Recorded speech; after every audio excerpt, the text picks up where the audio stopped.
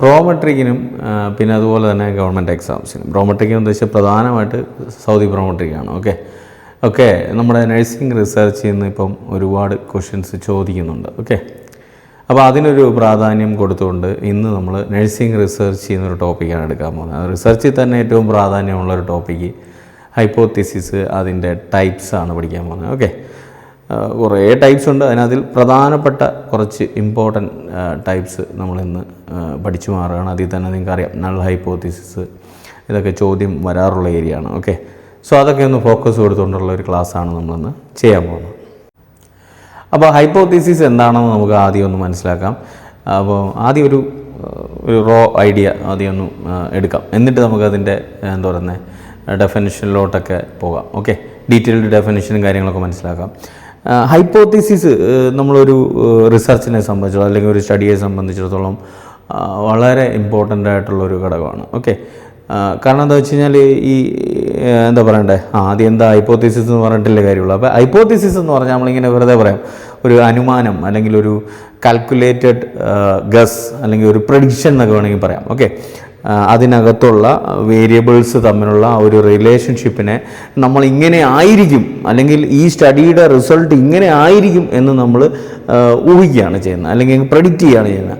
ആ പ്രഡിക്ഷനെയാണ് നമ്മൾ എന്ത് പറയുന്നത് ഹൈപ്പോത്തിസിസ് എന്ന് പറയുന്നത്. അപ്പോൾ ഇങ്ങനെ ആ ഒരു പ്രഡിക്ഷനുമായിട്ടാണ് നമ്മൾ സ്റ്റഡി തുടങ്ങുന്നത്. അപ്പോൾ ആ ഒരു സ്റ്റഡിക്ക് അല്ലെങ്കിൽ ആ ഒരു റിസർച്ചിന് മുന്നോട്ടൊരു ഡയറക്ഷൻ കാണിച്ചു കൊടുക്കുന്നത്, ഒരു ദിശ കാണിച്ചു കൊടുക്കുന്നത് ഈ ഒരു ഹൈപ്പോത്തിസിസ് ആണ്. അതിനൊരു ഫോക്കസ് കൊടുക്കുന്നത് ഈ ഒരു ഹൈപ്പോത്തിസിസ് ആണ്. പിന്നെന്താ പറയുക, അതിനെ ഏത് ടൈപ്പുള്ള ഡേറ്റ നമ്മൾ കളക്ട് ചെയ്യണം എന്നുള്ള ഒരു ഐഡിയ തരുന്നത് ഈ ഹൈപ്പോത്തിസിസ് ആണ്. അങ്ങനെ പല പല ഗുണങ്ങൾ ഹൈപ്പോത്തിസിനുണ്ട്. അപ്പം ഇങ്ങനെ നമുക്ക് ഞാൻ പറഞ്ഞ പോലെ മനസ്സിലാക്കി വെക്കുക. അതിനെ ഇതൊരു ഒരു ഒരു ഗസ്സാണ്, കാൽക്കുലേറ്റഡ് ഗസ്സാണ്. ഇങ്ങനെയായിരിക്കും അതിൻ്റെ റിസൾട്ട് വരാൻ സാധ്യതയുള്ളതെന്നുള്ള രീതിയിലുള്ളൊരു കാൽക്കുലേഷൻ ആയിരിക്കും എന്തെന്ന് പറയുന്നത് ഹൈപ്പോത്തിസിസ് എന്ന് പറയുന്നത്. നമുക്ക് മുന്നോട്ടേ ഇപ്പോൾ ഇതിൻ്റെ ടൈപ്സ് ഞാൻ പറയുമ്പോഴത്തേക്ക് സിമ്പിൾ ഹൈപ്പോത്തിസിസ്, കോംപ്ലക്സ് ഹൈപ്പോത്തിസിസ്, അല്ലെങ്കിൽ നേരത്തെ പറഞ്ഞ നൾ ഹൈപ്പോത്തിസിസ്, അല്ലെങ്കിൽ മറ്റേ റിസർച്ച് ഹൈപ്പോത്തിസിസ്, ഇതൊക്കെ പഠിക്കാൻ പോകുമ്പോഴത്തേക്ക് ചില കാര്യങ്ങൾ നമുക്കതിനകത്ത് ഒരു ഐഡിയ ഉണ്ടാക്കണം. ബേസിക്കലായിട്ട് ഏറ്റവും എടുത്തു പറയേണ്ടത്, ഞാനിപ്പോൾ ഒരു വാക്ക് ഉപയോഗിച്ചിട്ടുണ്ട്, വേരിയബിൾ എന്നുള്ളത്. വേരി ചെയ്യാൻ സാധ്യതയുള്ളത് വേരിയബിൾ. അപ്പോൾ അതിനകത്തിലെ ആ കാര്യങ്ങൾ പ്രത്യേകിച്ച് 2 വേരിയബിൾസ് ഇതിനകത്തിൽ നമ്മളൊന്ന് അറിഞ്ഞു വെക്കണം. Dependent and independent variable. തീർച്ചയായിട്ടും റിസർച്ച് പഠിച്ചിട്ടുള്ളവർ കേട്ടിട്ടുള്ളതായിരിക്കും. അതും എക്സാമിൻ്റെ ഒരു ഫോക്കസിൽ പറയുമ്പോൾ വളരെ പ്രാധാന്യമുള്ള 2 വാക്കുകളാണ്. അതിൽ നിന്നും ചോദ്യം കിട്ടും. ഇപ്പോൾ ഇവിടെ എന്തായാലും അത് മുന്നോട്ട് പറഞ്ഞു പോകുമ്പം അത് പറയാതെ പോകുമ്പോൾ ഒരു കണക്ഷൻ ചിലപ്പോൾ അത് അറിയാത്തവർക്ക് മനസ്സിലാവില്ല. അപ്പോൾ അതുകൊണ്ട് നമുക്ക് അതും കൂടെ ഒന്ന് പറഞ്ഞിട്ട് പോകാം. ആദ്യം അതും കൂടെ ഒന്ന് പരിചയപ്പെടാം. എന്താണ് ഡിപ്പെൻഡൻറ്റ് വേരിയബിൾ, എന്താണ് ഇൻഡിപെൻഡൻറ്റ് വേരിയബിൾ എന്നുള്ളത്. മനസ്സിലാക്കുക, ഇൻഡിപെൻഡൻറ്റ് വേരിയബിൾ എന്ന് പറഞ്ഞു കഴിഞ്ഞാൽ ഒരു റിസർച്ചിൽ അല്ലെങ്കിൽ ഒരു സ്റ്റഡിയിൽ ആ റിസർച്ചർ മാനിപ്പുലേറ്റ് ചെയ്യുന്ന അല്ലെങ്കിൽ യൂസ് ചെയ്യുന്ന ഒരു ഇൻ്റർവെൻഷൻ, കോസ് എന്നൊക്കെ വേണമെങ്കിൽ പറയാം, അതിനെയാണ് എന്ത് പറയുന്നത് ഇൻഡിപെൻഡൻറ്റ് വേരിയബിൾ എന്ന് പറയുന്നത്. മനസ്സിലാക്കി വെക്കും. എക്സാമ്പിൾ വരുമ്പോഴത്തേക്ക് അതങ്ങ് സെറ്റാവും. ഡിപ്പെൻഡൻറ്റ് വേരിയബിൾ എന്ന് പറഞ്ഞു കഴിഞ്ഞാൽ ആ ഇൻഡിപെൻഡൻറ്റ് വേരിയബിളിനെ പേര് പോലെ പറയുന്ന പോലെ തന്നെ ഡിപ്പെൻഡ് ചെയ്ത് നിൽക്കുന്നതാണ്. ഈ ഇൻഡിപെൻഡൻറ്റ് വേരിയബിളിൽ നമ്മൾ ചേഞ്ചസ് വരുത്തുമ്പോൾ അല്ലെങ്കിൽ മാനിപ്പുലേറ്റ് ചെയ്യുമ്പോൾ അല്ലെങ്കിൽ അതൊരു ഇൻ്റർവെൻഷനായിട്ട് യൂസ് ചെയ്യുമ്പോൾ അതിനനുസരിച്ച് ചേഞ്ച് വരാൻ സാധ്യതയുള്ളത് അല്ലെങ്കിൽ എഫക്റ്റ് ഉണ്ടാകാൻ സാധ്യത ഉള്ളത് എന്താണോ, ആ ഫാക്ടർ എന്താണോ അല്ലെങ്കിൽ ആ വേരിയബിൾ എന്താണോ, അതിനെയാണ് ഡിപ്പെൻഡൻറ്റ് വേരിയബിൾ എന്ന് പറയുന്നത്. മനസ്സിലാക്കുക, ഡിപ്പെൻഡൻറ്റ് വേരിയബിൾ ഇൻഡിപെൻഡൻറ്റ് വേരിയബിളിനെ ഡിപ്പെൻഡ് ചെയ്ത് നിൽക്കും. ഇൻഡിപെൻഡൻറ്റ് വേരിയബിളിൽ നമ്മൾ ഉണ്ടാക്കുന്ന ചേഞ്ചസ് അല്ലെങ്കിൽ ഇൻഡിപെൻഡൻറ്റ് വേരിയബിൾ നമ്മൾ മാനിപ്പുലേറ്റ് ചെയ്യുമ്പോൾ അതിനനുസരിച്ചിട്ട് ചേഞ്ച് വരാൻ സാധ്യതയുള്ള വേരിയബിൾ എന്താണോ അതിനെയാണ് ഡിപ്പെൻഡൻറ്റ് വേരിയബിൾ എന്ന് പറയുന്നത്. ഇത് തമ്മിലുള്ള റിലേഷൻഷിപ്പ് ഇങ്ങനെ ആയിരിക്കാം എന്ന് നമ്മൾ പ്രെഡിക്റ്റ് ചെയ്യുന്നതിനെ നമ്മൾ ഹൈപ്പോത്തിസിസ് എന്ന് പറയും. മനസ്സിലായോ? ഞാനൊരു എക്സാമ്പിൾ കാണിച്ചു തരാം. ആ എക്സാമ്പിളിൽ നിന്ന് നിങ്ങൾക്ക് ഇത് കുറച്ചൊരു ഐഡിയ കിട്ടും. അപ്പം ഒരു സ്റ്റഡിയാണ്. ഒരു സ്റ്റഡി എക്സാമ്പിളായിട്ട് വായിക്കാം. Effect of deep breathing exercise on anxiety among pre operative patients. ഇത് ഏകദേശം ഒരു സ്റ്റേറ്റ്മെൻറ്റായിട്ട് എടുത്തു കഴിഞ്ഞാൽ ഇവിടെ എന്താണ് നമ്മൾ എന്താ പറയുന്നത് ചെക്ക് ചെയ്യാൻ ഉദ്ദേശിക്കുന്നത്, ഡീപ് ബ്രീത്തിങ് എക്സസൈസിൻ്റെ എഫക്റ്റീവ്നെസ് ആണ് ചെക്ക് ചെയ്യുന്നത്. എന്തിനാണ് ചെക്ക് ചെയ്യുന്നത്? പ്രീ ഓപ്പറേറ്റീവ് പേഷ്യൻസ് സ്വാഭാവികമായിട്ട് അറിയാം, നമുക്ക് സർജറിക്ക് പോകാൻ പോകുന്ന ഒരു പേഷ്യൻറ്റിന് അതുമായിട്ട് ബന്ധപ്പെട്ട പേടിയും വെപ്രാളവും ഒക്കെ ഉണ്ടാവും, ടെൻഷനൊക്കെ നന്നായിട്ടുണ്ടാവും. മനസ്സിലായോ? അതുമായിട്ട് ബന്ധപ്പെട്ടുള്ള ആ ആൻസൈറ്റി കുറയ്ക്കാൻ വേണ്ടിയിട്ട് ഇതിന് കഴിയുമോ, ഡീപ് ബ്രീത്തിങ് എക്സസൈസിന് കഴിയുമോ എന്നുള്ള, അല്ലെങ്കിൽ അതിൻ്റെ ഇഫക്റ്റീവ്നെസ് എന്തുമാത്രം ഉണ്ടാവും എന്നുള്ള ഒരു സ്റ്റഡിയാണ് നമ്മളിവിടെ നടത്താൻ പോകുന്നത്. ഇതിൽ നിന്ന് ഏതാണ് ഇൻഡിപെൻഡൻറ്റ് വേരിയബിൾ, ഏതാണ് ഡിപെൻഡൻറ്റ് വേരിയബിൾ എന്ന് തിരിച്ചറിയാൻ പറ്റണം, അല്ലെങ്കിൽ എടുക്കാൻ സാധിക്കണം. അപ്പോൾ ഞാൻ ഡയറക്റ്റ് തന്നെ പറയാം, ഡീപ് ബ്രീത്തിങ് എക്സസൈസ്. ഓക്കെ, അതാണ് ഇവിടുത്തെ ഇൻഡിപെൻഡൻറ്റ് വേരിയബിൾ എന്ന് പറയുന്നത്. അതാണ് നമ്മളിവിടെ ഉപയോഗിക്കുന്ന ഇൻ്റർവെൻഷൻ, സിമ്പിളായിട്ട് പറഞ്ഞാൽ. ഓക്കെ, റിസർച്ചർ ഉപയോഗിക്കുന്ന ഇൻ്റർവെൻഷൻ, അല്ലെങ്കിൽ മാനിപ്പുലേറ്റ് ചെയ്യുന്ന കാര്യം, ചേഞ്ച് ചെയ്യുന്ന കാര്യം, കോസ്. ഓക്കെ, അതാണ് കോസ് എന്ന് പറയുന്നത്. ആ കോസ് അല്ലെങ്കിൽ ആ ഇൻ്റർവെൻഷനെയാണ് എന്തെന്ന് പറയുന്നത് ഇൻഡിപെൻഡൻറ്റ് വേരിയബിൾ എന്ന് പറയുന്നത്. സ്വാഭാവികമായിട്ടും ഇവിടെ ഉപയോഗിക്കുന്ന ആ ഒരു ഇൻ്റർവെൻഷൻ ഡീപ് ബ്രീത്തിങ് എക്സസൈസ് ആണ്. ഇൻ്റർവെൻഷനെ നമുക്ക് എന്ത് വിളിക്കാം? ഇൻഡിപെൻഡൻറ്റ് വേരിയബിൾ എന്ന് വിളിക്കാം. ആ ഇൻ്റർവെൻഷൻ ഉണ്ടായി കഴിയുമ്പം സ്വാഭാവികമായിട്ടും ഒരു ചേഞ്ചിന് സാധ്യത ഉണ്ടല്ലോ. അത് പ്രെഡിക്റ്റ് ചെയ്തിട്ടാണല്ലോ, നമുക്ക് ഏകദേശം ആ ഒരു അനുമാനത്തോടാണല്ലോ ഈ സ്റ്റഡി തുടങ്ങുന്നത്. അപ്പം അത് കാരണം റിസൾട്ട് ഉണ്ടാകുന്നത്, ചേഞ്ച് ഉണ്ടാകുന്നത്, അല്ലെങ്കിൽ എഫക്റ്റ് എന്തിൻ്റെ മേളിലാണോ ഉണ്ടാകുന്നത് ആ ഇഫക്റ്റിനെ നമ്മൾ എന്ത് വിളിക്കും? Dependent variable. എന്തിലായിരിക്കും ആ ചേഞ്ച് വരാൻ സാധ്യതയുള്ളത്? Deep breathing. ഇവിടെ എന്താ പേഷ്യൻറ്റിനുള്ള പ്രശ്നം? ആൻസൈറ്റി ആണ്. ആ ആൻസൈറ്റി കുറയ്ക്കാൻ വേണ്ടിയിട്ടല്ലേ നമ്മൾ ഈ ഒരു ഇത് ചെയ്യുന്നത്, ഈ ഒരു ഇൻ്റർവെൻഷൻ ചെയ്യുന്നത്, ഡീപ് ബ്രീത്തിങ് എക്സസൈസ്. അത് കാരണം എന്തിലായിരിക്കും ചേഞ്ച് വരുന്നത്? ആൻസൈറ്റി കുറയാനുള്ള സാധ്യതയാണ്, അല്ലേ? അപ്പോൾ ആ ആൻസൈറ്റി, ആ ലെവൽ ഓഫ് ആൻസൈറ്റി എന്നുള്ളതാണ് എന്തെന്ന് പറയുന്നത്? ഡിപെൻഡൻറ്റ് വേരിയബിൾ എന്ന് പറയുന്നത്. ആ ആൻസൈറ്റി എന്തിനെ ഡിപ്പെൻഡ് ചെയ്താൽ നിൽക്കുന്നത്? ഈ ഡീപ് ബ്രീത്തിങ് എക്സസൈസിന്. അത് കൊടുക്കുന്നത് കൊണ്ടാണ് എന്തിൽ ചേഞ്ച് വരുന്നത്? ആൻസൈറ്റിയിൽ ചേഞ്ച് വരാൻ സാധ്യതയുള്ളത്. അതാണ് ഞാൻ പറയുന്നത്, കോസ് എന്ന് പറയുന്നത് ഇൻ്റർവെൻഷൻ, ഇൻഡിപെൻഡൻറ്റ് വേരിയബിൾ. അത് ബന്ധപ്പെട്ട് ചേഞ്ച് ഉണ്ടാകാൻ സാധ്യതയുള്ളത്, മാറാൻ സാധ്യതയുള്ളത്, ഡിപ്പെൻഡ് ചെയ്ത് നിൽക്കുന്നത്, അത് ഡിപെൻഡൻറ്റ് വേരിയബിൾ. അപ്പോൾ ഈ ഒരു എക്സാമ്പിൾ ഏതൊക്കെ എടുക്കാൻ പറ്റും? ഇൻഡിപെൻഡൻറ്റ് വേരിയബിളായിട്ട് നമുക്ക് ഡീപ് ബ്രീത്തിങ് എക്സസൈസിനെ എടുക്കാം. ഡിപെൻഡൻറ്റ് വേരിയബിൾ അല്ലെങ്കിൽ ഇഫക്റ്റായിട്ട് നമുക്ക് മനസ്സിലാക്കാൻ സാധിക്കുന്നത് anxiety among pre operative patients ആണ്. ആ ലെവൽ ഓഫ് ആൻസൈറ്റി എന്നുള്ളത് നമുക്ക് ഡിപെൻഡൻറ്റ് വേരിയബിളായിട്ട് എടുക്കാൻ പറ്റും. ഇപ്പോഴും ഞാൻ പറയുന്നത് നമ്മുടെ ടോപ്പിക് ഇതല്ല, നമ്മൾ ഹൈപ്പോത്തസിസിനെ കുറിച്ചാണ് എന്താ പറയുന്നത് പഠിക്കാൻ പോകുന്നത്. ഓക്കെ, അപ്പം ഈ ഒരു കാൽക്കുലേഷൻ, ഈ ഒരു എന്താ പറയണ്ടേ, എൻ്റെ ഒരു ഗസ് വർക്ക്, പ്രഡിക്ഷൻ, അതിനെയാണ് ഹൈപ്പോത്തിസിസ് എന്ന് പറയുന്നത്. ഇത് കൊടുക്കുന്നത് കൊണ്ട് ഇത് മാറാൻ സാധ്യതയുണ്ട്. അങ്ങനെ ഒരു സ്റ്റേറ്റ്മെൻറ്റ് ഞാൻ പറഞ്ഞു വെക്കുമ്പോൾ അതൊരു പ്രെഡിക്റ്റീവ് സ്റ്റേറ്റ്മെൻറ്റാണ്, ടെസ്റ്റബിളാണ്, അതെല്ലാം പോയിൻ്റാണ്, ടെസ്റ്റ് ചെയ്യാൻ പറ്റുന്ന ഒരു പ്രെഡിക്റ്റബിൾ സ്റ്റേറ്റ്മെൻറ്റ്. ഞാൻ നേരത്തെ പറഞ്ഞ പോലെ ക്വാണ്ടിറ്റേറ്റീവ് സ്റ്റഡീസിലാണ് ഈ ഹൈപ്പോത്തിസിസിൻ്റെ പ്രാധാന്യം കൂടുതലായിട്ട് വരുന്നത്. അങ്ങനെ ഒരു സ്റ്റേറ്റ്മെൻറ്റാണ് എന്ത് പറയുന്നത്? ഹൈപ്പോത്തിസിസ് എന്ന് പറയുന്നത്. ഈ ഞാനതൊരു റഫായിട്ടൊക്കെ പറഞ്ഞു വിട്ടു. ഇനി നമുക്ക് അതിന് സ്റ്റാൻഡേർഡ് ഡെഫിനിഷൻ കൂടെ പഠിച്ചു നോക്കാം, കേട്ടോളൂ. ഹൈപ്പോത്തിസിസ്, ഇത് നഴ്സിംഗ് റിസർച്ചൊക്കെ പഠിച്ച് തിയറി പഠിച്ച സമയത്തൊക്കെ നമ്മൾ എഴുതി വെച്ചിട്ടുണ്ടാവും. അപ്പോൾ സ്വാഭാവികമായിട്ടും അങ്ങനത്തെ ഒരു ഡെഫിനിഷൻ കൂടെ പഠിച്ചു വെച്ചോളുക. ചിലപ്പോൾ അങ്ങനെ ആയിരിക്കും ചോദിക്കുന്നത്, ഇതിൻ്റെ ഒരു ഡെഫിനിഷൻ കൊടുത്തിട്ട് ഇത് എന്താണ് സംഭവം എന്ന് പറഞ്ഞിട്ട് ഓപ്ഷനിലിട്ടായിരിക്കും ചോദിച്ചേക്കുന്നത്. ചിലപ്പോൾ അതുകൊണ്ട് ആ രീതിയിൽ മനസ്സിലാക്കി വെച്ചേക്കുക. It is A tentative, okay, സാധ്യതയുള്ള, വരാൻ സാധ്യതയുള്ള, അല്ലേ, testable statement that predicts the relationship between two or more variables. Okay, രണ്ടോ അതിൽ കൂടുതലോ വേരിയബിൾസ് തമ്മിലുള്ള റിലേഷൻഷിപ്പ് ഇങ്ങനെ ആയിരിക്കാമെന്ന് പ്രെഡിക്റ്റ് ചെയ്തുകൊണ്ട് ഉള്ള ഒരു സ്റ്റേറ്റ്മെൻറ്റിനെയാണ് എന്ത് വിളിക്കുന്നത്? ഞാൻ നേരത്തെ പറഞ്ഞ പോലെ ഹൈപ്പോത്തിസിസ് എന്ന് പറയുന്നത്. ഇനി നമുക്ക് അതിൻ്റെ ടൈപ്സിലോട്ട് പോകാം. ടൈപ്സ് പറയുന്നതിന് മുമ്പ് ഞാൻ നമ്മുടെ ക്ലാസ്സുകളെ കുറിച്ചൊന്ന് പറഞ്ഞോട്ടെ.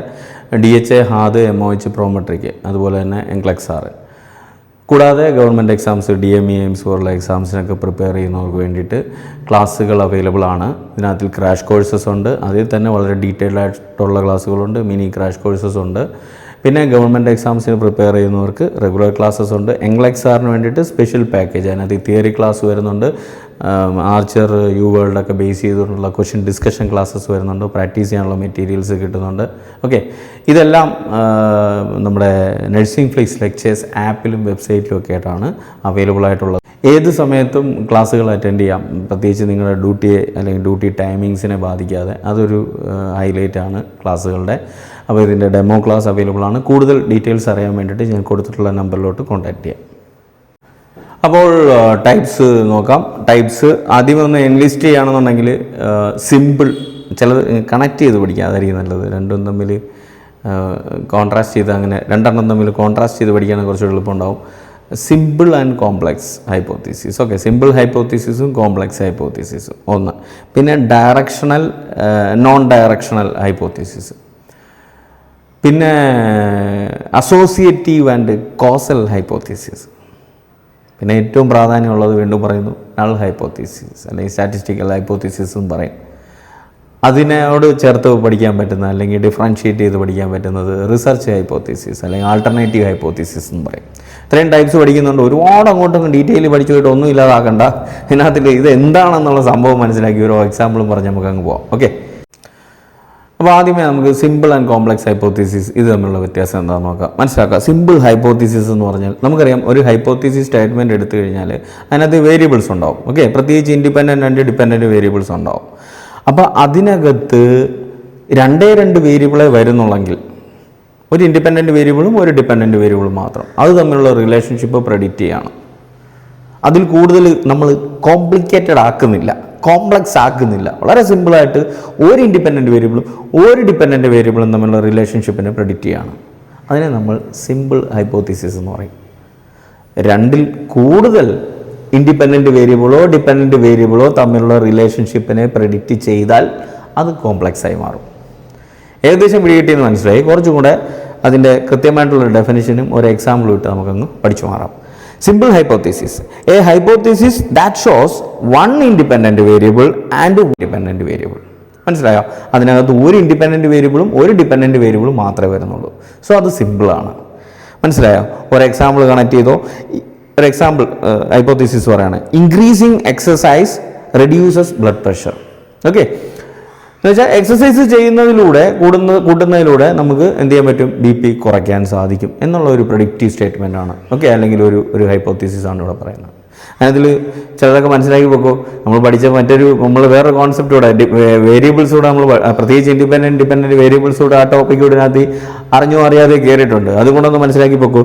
ഈ ഒരു സ്റ്റേറ്റ്മെൻറ്റിൽ ഈ ഒരു ഹൈപ്പോത്തീസിസിൽ ഏതായിരിക്കും ഇൻഡിപെൻഡൻറ്റ് വേരിയബിൾ? ഓക്കെ, ഏതായിരിക്കും? എക്സസൈസ് അല്ലേ? എക്സസൈസ് എന്നുള്ളത് കാരണം എന്താ വെച്ചാൽ അതാണ് അവിടുത്തെ കോസ് എന്ന് പറയുന്നത്, അതാണ് അവിടുത്തെ ഇൻ്റർവെൻഷൻ എന്ന് പറയുന്നത് അല്ലേ? എക്സസൈസ് അല്ലേ അവിടുത്തെ ഇൻ്റർവെൻഷൻ. അത് നോക്കിയാൽ മതി. ആ ഇൻ്റർവെൻഷൻ എന്താണോ റിസർച്ചർ മാനിപ്പുലേറ്റ് ചെയ്യുന്ന സാധനം, അത് കോസിനെയാണ് നമ്മൾ എന്ത് വിളിക്കുന്നത്, ഇൻഡിപെൻഡൻറ്റ്. എക്സസൈസ് ആണ്. എക്സസൈസ് ചെയ്യുന്നതുകൊണ്ട് എന്ത് കുറയും, എന്തിനാണ് അതിൻ്റെ പ്രഭാവം, അതിൻ്റെ ഇഫക്റ്റ് വരാൻ പോകുന്നത്? ബ്ലഡ് പ്രഷർ കുറയാൻ സാധ്യത ഉണ്ടെന്നാണ് പറയുന്നത് അല്ലേ? അപ്പോൾ ബ്ലഡ് പ്രഷർ റിസൾട്ട് ഇഫക്റ്റ് അല്ലേ? ആ ഇഫക്റ്റ് ആണ് എന്ന് പറഞ്ഞാൽ ഡിപെൻഡൻറ്റ് വേരിയബിൾ. അപ്പോൾ ഇവിടുത്തെ ബ്ലഡ് പ്രഷർ എന്തിനെ ഡിപ്പെൻഡ് ചെയ്ത് നിൽക്കുകയാണ്? എക്സസൈസിനെ ഡിപ്പെൻഡ് ചെയ്ത് നിൽക്കുകയാണ്. അപ്പോൾ ആ ബ്ലഡ് പ്രഷറാണ് ഇവിടുത്തെ എന്തെന്ന് പറയുന്നത്, ഡിപെൻഡൻറ്റ് വേരിയബിൾ എന്ന് പറയുന്നത്. ഇവിടെ ഇൻഡിപെൻഡൻറ്റ് വേരിയബിളായിട്ട് എക്സസൈസ് വന്നു, ഡിപെൻഡൻറ്റ് വേരിയബിളായിട്ട് ബ്ലഡ് പ്രഷർ വന്നു. രണ്ട് വേരിയബിളല്ലേ ഉള്ളൂ. ഇത് തമ്മിലുള്ള റിലേഷൻഷിപ്പിനെ കുറിച്ചല്ലേ ഇവിടെ സംസാരിച്ച് വെച്ചിരിക്കുന്ന ആ സ്റ്റേറ്റ്മെൻറ്റിൽ. സോ അതുകൊണ്ടത് സിമ്പിൾ ഹൈപ്പോത്തീസിസ് ആയി. മനസ്സിലായി? അടുത്തത് കോംപ്ലക്സിലോട്ട് വന്നു കഴിഞ്ഞാൽ അതിൽ തന്നെ നിന്നുകൊണ്ട് വേരിയബിൾസിൻ്റെ എണ്ണം ഒന്ന് കൂട്ടി കൊടുത്താൽ മതി. It involves 2 or more independent or dependent variables. ഈ ഒരു സ്റ്റേറ്റ്മെൻറ്റിൽ, ഈ ഒരു ഹൈപ്പോത്തറ്റിക്കൽ സ്റ്റേറ്റ്മെൻറ്റിൽ രണ്ടിൽ കൂടുതൽ ഇൻഡിപെൻഡൻറ്റോ ഡിപെൻഡൻറ്റോ വേരിയബിൾസ് വരാം എന്നുള്ളതാണ്. എക്സാമ്പിളൂടെ ചേർത്ത് പഠിച്ചാൽ ക്ലിയർ ആയി. Diet and exercise together reduce blood pressure and body weight. അപ്പോൾ അവിടെ ഇൻഡിപെൻഡൻറ്റ് വേരിയബിൾ എന്ന് പറയാൻ പറ്റത്തില്ല. വേരിയബിൾസ് ഏതൊക്കെയാണ്, എന്താണ് അവിടുത്തെ കോസ്, എന്താണ് അവിടുത്തെ ഇൻ്റർവെൻഷൻ? രണ്ടെണ്ണം ഉണ്ട്. എന്തൊക്കെയാണ്? ഡയറ്റും എക്സസൈസും ഉണ്ട്. രണ്ട് ഇൻഡിപെൻഡൻറ്റ് വേരിയബിളായ എന്തുണ്ടാക്കുമെന്ന് പറയുന്നത്, together reduce blood pressure and body weight. ഇത് BP കുറയ്ക്കും സ്വാഭാവികമായിട്ടും. ഡയറ്റും എക്സസൈസും ചെയ്ത് കഴിഞ്ഞാൽ ബോഡി വെയ്റ്റ് കുറയ്ക്കാം, ബോഡി വെയ്റ്റ് കുറച്ച് നമുക്ക് BP കുറയ്ക്കാം, അത് വേറെ കാര്യം. അപ്പോൾ അവിടെ രണ്ട് ഡിപെൻഡൻറ്റ് വേരിയബിൾസ് വന്നു. എന്തൊക്കെയാണ്? ബോഡി വെയ്റ്റും ഉണ്ട്, ബ്ലഡ് ഷുഗറും ഉണ്ട്. സോറി, ഇതിനിടയ്ക്ക് ഞാൻ മറ്റേ BP കാര്യം ചേർത്ത് പറഞ്ഞു. BP അങ്ങ് വിട്ടേക്ക്. ഇവിടെ രണ്ടാമത്തേതിനകത്ത് എക്സാമ്പിൾ പറഞ്ഞിരിക്കുന്നത് ഷുഗറിൻ്റെ കാര്യം. അപ്പോൾ ഷുഗറും ബോഡി വെയ്റ്റും എല്ലാം കണക്റ്റഡ് ആണ് അല്ലേ? ബോഡി വെയ്റ്റ് കുറച്ച് കഴിഞ്ഞാൽ ഷുഗറും കുറയ്ക്കാം, നമുക്ക് ഹൈപ്പർ ടെൻഷനും കുറയ്ക്കാം. അപ്പോൾ എന്താണേലും ഇവിടെ വന്നിരിക്കുന്നത് ഷുഗർ ലെവല്, പിന്നെന്താണ്, ബോഡി വെയ്റ്റ് ആണ്. ഇത് രണ്ടും ഡിപെൻഡൻറ്റ് വേരിയബിളാണ്, ഇഫക്റ്റാണ് അല്ലേ? അതിൻ്റെ ഫലമായിട്ടുണ്ടാകുന്ന റിസൾട്ടാണ്, ഔട്ട്കമാണ്. അതും കൂടെ പറയണം. അത് നല്ലൊരു പോയിന്റ് കേട്ടോ. ഔട്ട്കം വേരിയബിൾ എന്നും പറയും ഡിപെൻഡൻറ്റ് വേരിയബിളിന്. ഈ രണ്ട് സംഭവം എന്ന് പറഞ്ഞാൽ അതിൻ്റെ റിസൾട്ടാണ്, ഔട്ട്കമാണ്. മനസ്സിലായി? അപ്പോൾ മൊത്തത്തിൽ എത്ര വേരിയബിൾസ് വന്നു ഇവിടെ? 4 എണ്ണം. 2 ഇൻഡിപെൻഡൻറ്റും 2 ഡിപെൻഡൻറ്റും വന്നു. അപ്പോൾ 2ൽ കൂടുതൽ വന്നാൽ അത് കോംപ്ലക്സ് ഹൈപ്പോത്തീസിസ് എന്നറിയപ്പെടും. അപ്പോൾ അത് രണ്ടും ക്ലിയറായി. ഇനി നമുക്ക് വേറെ 2 എണ്ണം കണക്ട് ചെയ്യാം. ഡയറക്ഷണൽ ഹൈപ്പോത്തീസിസും നോൺ ഡയറക്ഷണൽ ഹൈപ്പോത്തീസിസും. പേര് തന്നെ ഉണ്ട്, ദിശ സൂചിപ്പിച്ച് തരും. ഓക്കെ, വായിക്കാം. Predicts the specific direction of the effect. Okay, നമ്മുടെ ആ ഇൻഡിപെൻഡൻറ്റ് വേരിയബിൾ അല്ലെങ്കിൽ ഇൻ്റർവെൻഷൻ ഉപയോഗിക്കുമ്പം അതിൻ്റെ റിസൾട്ട് ഇങ്ങനെ ആയിരിക്കും എന്നുള്ള ഒരു ഡയറക്ഷൻ കൃത്യമായിട്ട് കാണിക്കും. റിലേഷൻഷിപ്പ് തീർച്ചയായിട്ടും പറയണം, ഇത് തമ്മിൽ അങ്ങനെ ഒരു ബന്ധമുണ്ടെന്ന് കാണിക്കും. ആ ബന്ധം എങ്ങനെയാണെന്നുള്ള ഒരു ഒരു ഒരു എന്താ പറയുന്നത് ഡയറക്ഷനും കൂടെ കാണിച്ചിട്ടാണ് ആ ഹൈപ്പോത്തിസിസ് അവസാനിക്കുന്നതെങ്കിൽ അതിനെ നമ്മൾ ഡയറക്ഷണൽ ഹൈപ്പോത്തിസിസ് എന്ന് പറയും. എവിടേക്കോ ചെറിയ കൺഫ്യൂഷൻ ഉണ്ടാവും, നമുക്കത് എക്സാമ്പിളിലൂടെ ക്ലിയർ ആവും. ഒരു എക്സാമ്പിൾ, നല്ലൊരു എക്സാമ്പിളോട് കൊടുത്തിട്ടുണ്ട്. Meditation will decrease anxiety levels among nursing students. സ്വാഭാവികം, നഴ്സിംഗ് സ്റ്റുഡൻസിന് ആൻസൈറ്റി ഉണ്ടാവും, കാരണം പഠിക്കാൻ അതിനും മാത്രം ഉണ്ടല്ലോ. അപ്പോൾ അത്രയും ടെൻഷൻ ഉണ്ടാകുമ്പം ആ ടെൻഷൻ കുറയ്ക്കാൻ മെഡിറ്റേഷന് കഴിയുമെന്നാണ് പറയുന്നത്. കുറച്ച് തരും എന്നുള്ള ഒരു ഡയറക്ഷൻ, മനസ്സിലായില്ലേ? ആ പോയിന്റാണ്. Will decrease, okay, will increase, എന്തെങ്കിലും ആയിക്കോട്ടെ, ചിലപ്പോൾ വേറെ എണ്ണത്തിനത് കൂടാം അല്ലെങ്കിൽ കുറയാം എന്നുള്ള ഒരു ഡയറക്ഷൻ കാണിച്ചു തരുന്നത്. ഏത് തരത്തിലുള്ള റിലേഷൻഷിപ്പ് അത് എങ്ങനെയായിരിക്കും സംഭവിക്കാൻ പോകുന്നുള്ള ആ ഡയറക്ഷൻ കാണിച്ചു തരുന്നുണ്ടെങ്കിൽ അത് ഡയറക്ഷണൽ ഹൈപ്പോത്തിസിസ് ആണ്. പറഞ്ഞ മനസ്സിലായോ? അപ്പം നിങ്ങൾക്ക് ഇങ്ങനെ മനസ്സിലാക്കാം, ആ ഒരു സ്റ്റേറ്റ്മെൻറ്റിൽ ചിലപ്പോൾ ഇൻക്രീസ് ഓർ ഡിക്രീസ്, അല്ലെങ്കിൽ ഇംപ്രൂവ് ഓർ വേഴ്സൺ, അല്ലെങ്കിൽ ഇവിടെ എന്താ തന്നെ ഇവിടെ ഡിക്രീസാണ് പറഞ്ഞേക്കുന്നത്, ഡിക്രീസ്, ഓക്കെ, ഇങ്ങനെയൊക്കെ പറഞ്ഞിട്ടുണ്ടെങ്കിൽ കൂടാമെന്നോ കുറയാമെന്നോ മോശമാകാമെന്നോ അല്ലെങ്കിൽ നല്ലതാകാമെന്നോ ഒക്കെയുള്ള സൂചന കൊടുത്തിട്ടുണ്ടെങ്കിൽ അത് ഡയറക്ഷൻ കാണിക്കലാണ്. അങ്ങനെ ഉണ്ടെങ്കിൽ അതൊരു ഡയറക്ഷണൽ ഹൈപ്പോത്തിസിസ് എന്ന് പറയും. കൃത്യമായ അത് വേർതിരിച്ച് അല്ലെങ്കിൽ ഡിഫറൻഷിയേറ്റ് ചെയ്ത് മറ്റേതിലോട്ട് വന്നു കഴിഞ്ഞാൽ എന്ത് നോൺ ഡയറക്ഷണൽ ഹൈപ്പോത്തിസിസ് എന്ന് പറഞ്ഞാൽ ഇവിടെ തീർച്ചയായിട്ടും രണ്ട് വേരിയബിൾസ് തമ്മിലുള്ള, പ്രത്യേകിച്ച് ഇൻഡിപെൻഡൻ്റ് ആൻഡ് ഡിപെൻഡൻറ്റ് വേരിയബിൾ തമ്മിലുള്ള ബന്ധം അല്ലെങ്കിൽ റിലേഷൻഷിപ്പ് പ്രെഡിക്റ്റ് ചെയ്യുന്നുണ്ട്, ഓക്കെ, അല്ലെങ്കിൽ അനുമാനിക്കുന്നുണ്ട്, അല്ലെങ്കിൽ ഗസ് ചെയ്യുന്നുണ്ട്, പക്ഷേ ഡയറക്ഷൻ വ്യക്തമാക്കുന്നില്ല. അത് കൂടുമോ കുറയുമോ അങ്ങനെയുള്ള കാര്യങ്ങളൊന്നും ഇവിടെ ക്ലാരിറ്റി വരുത്തുന്നില്ല. അങ്ങനെ ഒരു സ്റ്റേറ്റ്മെൻറ്റ് ഇട്ടേക്കുക. അപ്പോൾ അതിനെ നമുക്ക് നോൺ ഡയറക്ഷണൽ ഹൈപ്പോത്തിസിസ് എന്ന് പറയും. തീർച്ചയായിട്ടും രണ്ട് വേരിയബിൾസ് തമ്മിലുള്ള ബന്ധം പറഞ്ഞുകൊണ്ട് ഒരു ഹൈപ്പോത്തിസിസ് ആണ്, പക്ഷേ അതിൽ എന്ത് സംഭവിക്കും, എങ്ങനെയുള്ള ചേഞ്ചാണ് വരാൻ പോകുന്നത് അല്ലെങ്കിൽ എഫക്റ്റാണ് വരാൻ പോകുന്നതെന്ന് പ്രെഡിക്റ്റ് ചെയ്യുന്നില്ല, ഡയറക്ഷൻ കൊടുത്തിട്ടില്ല. അങ്ങനെ ഉണ്ടെങ്കിൽ അത് നോൺ ഡയറക്ഷണൽ ഹൈപ്പോത്തിസിസ് ആവും. Example, there is a relationship between screen time and sleep quality among adolescents. ഒരു ഹൈപ്പോത്തിസിസ് ആണ് പറഞ്ഞിരിക്കുന്നത്, മനസ്സിലായോ? എന്ന് വെച്ച് കഴിഞ്ഞാൽ ഒരു ബന്ധമുണ്ട്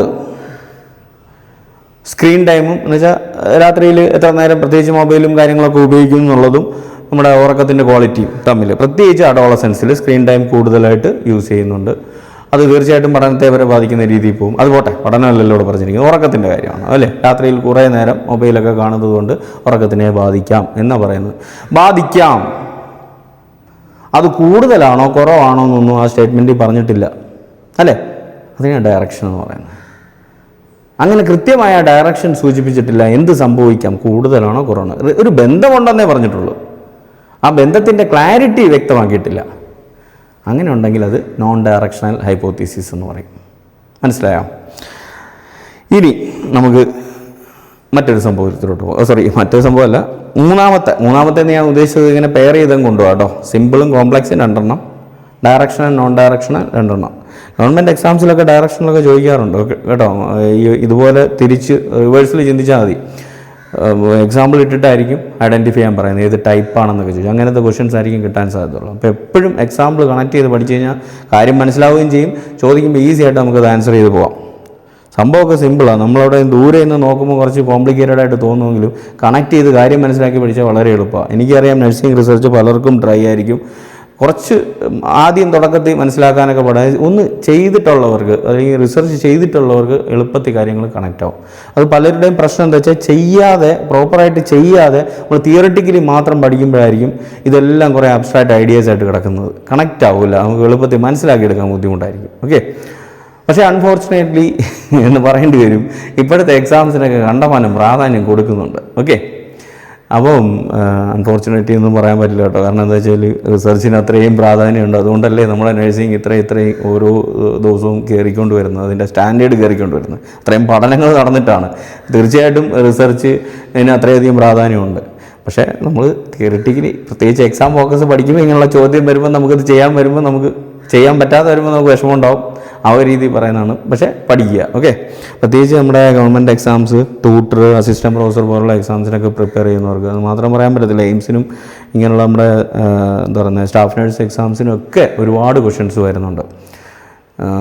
അപ്പം മെയിനായിട്ട് ഇതൊക്കെ ശരിക്കും പറഞ്ഞാൽ ഒരു എന്താ പറയണ്ടേ, ഒരുപാട് ഡീപ്പിലോട്ടുള്ള നോളജ് അല്ല, ബേസിക്സ് ആണ് റിസർച്ചിനെ സംബന്ധിച്ചിടത്തോളം.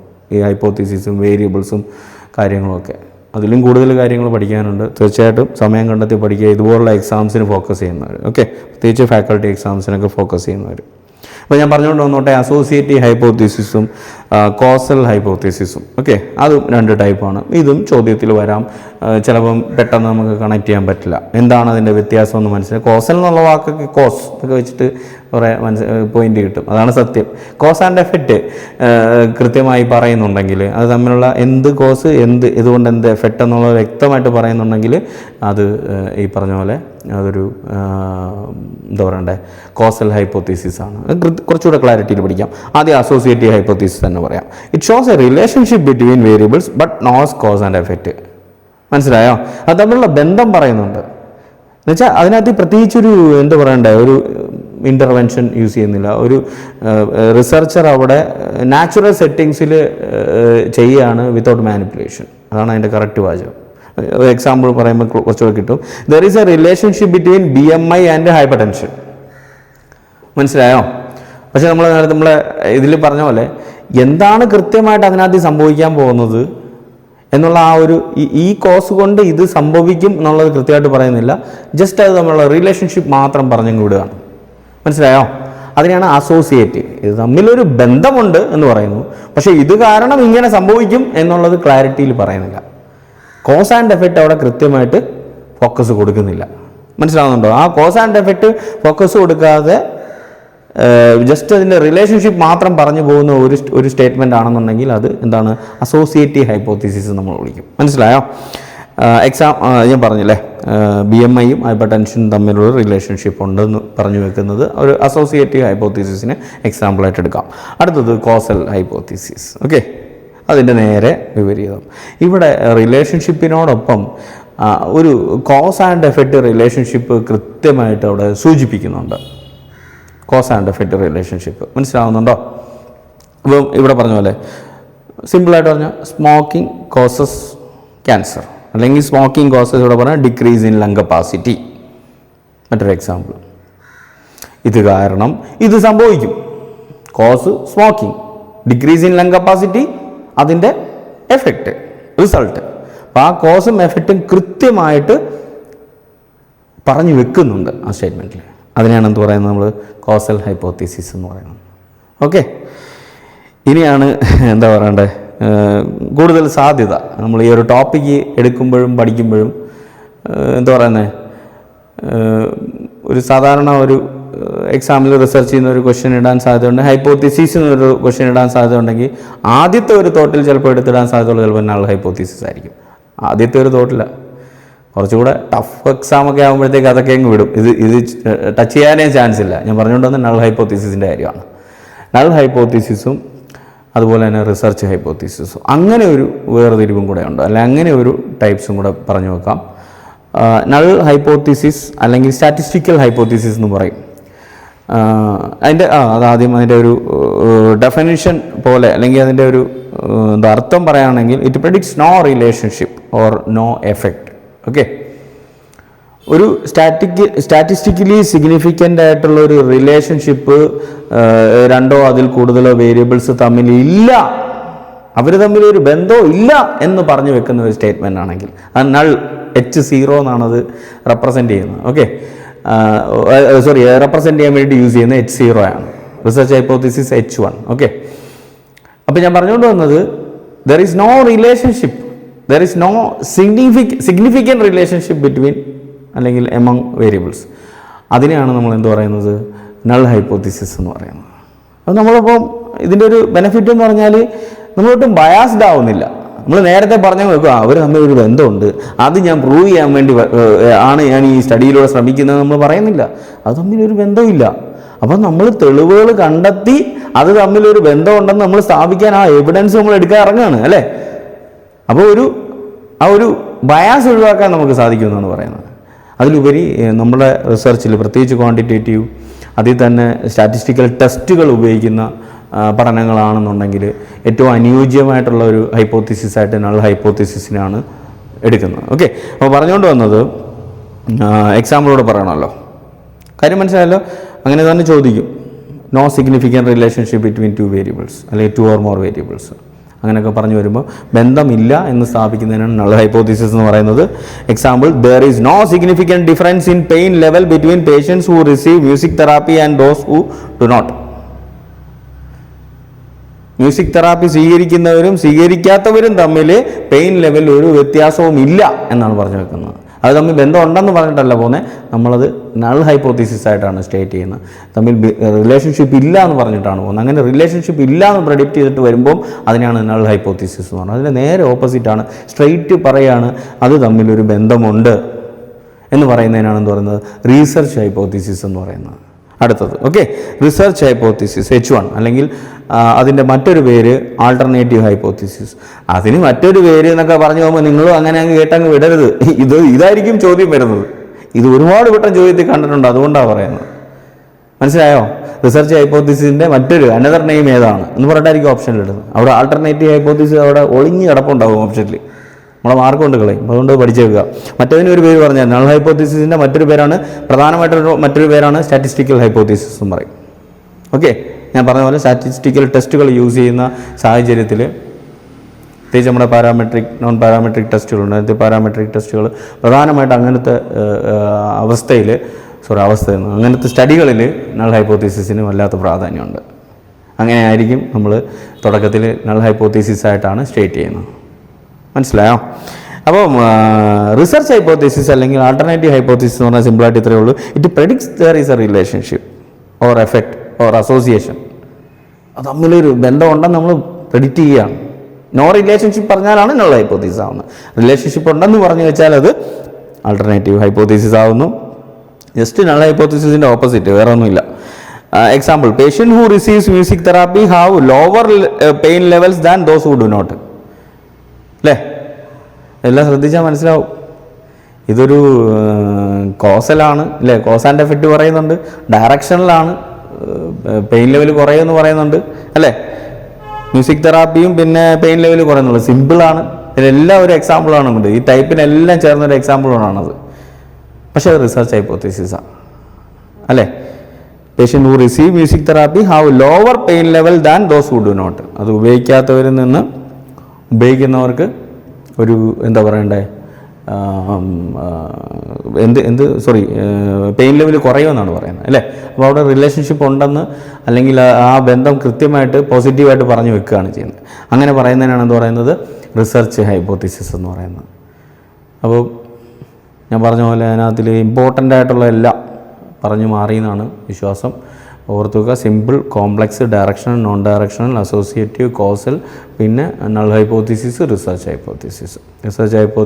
ഹൈപ്പോത്തീസിസ് പഠിക്കുമ്പോൾ പ്രത്യേകിച്ച് ഞാൻ പറഞ്ഞ പോലെ കോമ്പറ്റേറ്റീവ് അല്ലെങ്കിൽ RN എക്സാംസിനും ഗവൺമെൻറ് എക്സാംസിനും ഏതിനാണെങ്കിലും ഒക്കെ പ്രിപ്പയർ ചെയ്യുന്നവർക്ക് ഈ രീതിയിൽ അതിനെ ഒന്ന് പഠിച്ച് മനസ്സിലാക്കി വെച്ചാൽ ഹൈപ്പോത്തീസിസ് എന്നൊരു ക്വസ്റ്റ്യൻ വന്നു കഴിഞ്ഞാൽ വെറുതെ അതുകൊണ്ട് വേസ്റ്റ് ആക്കേണ്ട, കളയേണ്ട, മാർക്ക് നമുക്ക് കിട്ടും. നന്നായിട്ട് പഠിച്ചു വെക്കുക.